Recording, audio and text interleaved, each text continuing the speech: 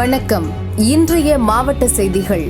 தருமபுரி மாவட்டம் பாலக்கோடு தக்காளி மார்க்கெட்டிற்கு பல்வேறு பகுதிகளில் இருந்து தினமும் 300 டன் தக்காளி வரத்து உள்ளது.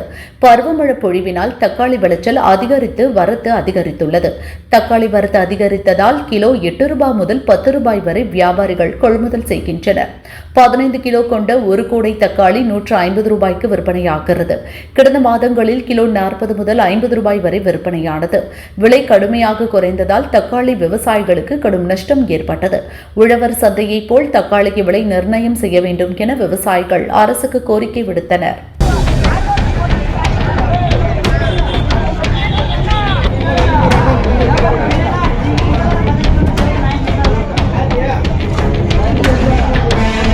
திருப்பத்தூர் மாவட்டம் ஆம்பூரில் போலி ஆவணம், போலி ஜிஎஸ்டி ரசீதுகளை தயாரித்து பல கோடி ரூபாய் மதிப்பில் ஜிஎஸ்டி வரி மோசடி நடப்பதாக சென்னை ஜிஎஸ்டி கமிஷனர் அலுவலகத்திற்கு புகார் வந்தது. அதைத் தொடர்ந்து ஜிஎஸ்டி கமிஷனர் நாசிர் கான் தலைமையிலான அதிகாரிகள் ஆம்பூரில் ஹாஃபிசுர் ரஹ்மான் வயது 48 என்பவரின் அலுவலகத்தில் அதிரடியாக ரெய்டு நடத்தினர். அவர் போலி ஆவணம், ஜிஎஸ்டி ரசீதுகளை போலியாக தயாரித்து சில வர்த்தக நிறுவனங்களுக்கு வழங்கி மோசடியில் ஈடுபட்டது உறுதியானது. இதன்படி அவர் குறுகிய காலத்தில் 238 கோடி ரூபாய் மதிப்பில் போலி ஆவணம், போலி ஜிஎஸ்டி ரசீதுகளை வழங்கியதன் மூலம் 11 கோடியே 90 லட்சம் ரூபாய் வரை ஹாஃபிசுர் ரஹ்மான் கமிஷன் பெற்றது தெரியவந்தது. ஹாஃபிசுர் ரஹ்மானை அதிகாரிகள் கைது செய்து சென்னை எக்மோர் பொருளாதார குற்றப்பிரிவு CJM கோர்ட்டில் ஆஜர்படுத்தினர்.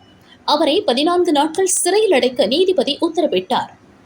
ஈரோடு மாவட்டம் கோபிச்செட்டிப்பாளையத்தில் அதிமுக கட்சி அலுவலகத்தில் முன்னாள் அமைச்சர் செங்கோட்டையன் அண்ணாதுரை பிறந்த நாளை முன்னிட்டு அவரது படத்திற்கு மாலை அணிவித்து மரியாதை செலுத்தினார். என்னை பொறுத்தவரையும் புரட்சித் தலைவருடைய கனவு, புரட்சித் தலைவர் அம்மாவுடைய கனவை மீண்டும் 100 ஆண்டு காலம் ஆட்சி கட்டிலே அமர வேண்டும் என்ற நோக்கத்தோடு தான் அன்றைக்கு நான் மனம் திறந்து பேசினேன். இந்த கருத்தை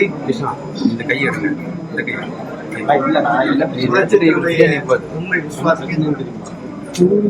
புரட்சித் தலைவர் அம்மாவுடைய விசுவாசிக்கிறேன் என்று அதற்கான பெரும் வரவேற்பு கிடைத்திருக்கிறது.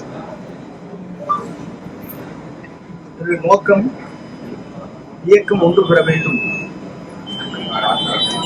புரட்சித்தருடைய அவர்கள் அம்மாவுடைய ஆட்சி மனதில் இந்த கருத்துக்களை 5ஆம் தேதி என்று புள்ளி வைத்தேன். இதை பொறுத்தவரையில் தொண்டர்கள் பொதுமக்களுடைய கருத்துக்களை மனதிலே கொண்டு புரிய வேண்டியவர்கள் புரிந்து கொள்ள வேண்டும் என்ற வேண்டுகோளை நான் வைத்து கடைபிடிக்கிறேன்.